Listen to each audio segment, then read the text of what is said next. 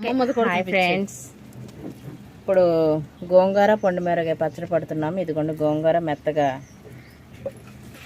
బాగా నూనెలో కలిపి వేపేసాము. వేపేసిన తర్వాత రోట్లో వేసి కచ్చాపచ్చా తొక్కాము. తర్వాత పొండుమిర్చి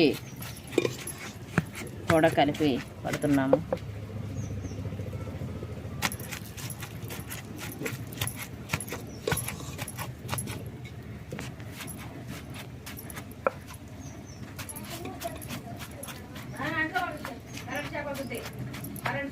పచ్చడండి చూసారండి. సరిగ్గా తిరగకపోతే మా అమ్మమ్మ అది గెలిచి పెట్టి అది బాగున్నారా అండి. ఇది చూడండి, అది మా అమ్మమ్మ పచ్చడి చేస్తుంది. సరిగ్గా తిరగకపోతే గెలిచి పెట్టి తిప్పుతుంది. బాగుందా అండి. వీడియో నచ్చితే లైక్ చేసి సబ్స్క్రైబ్ చేసుకోండి.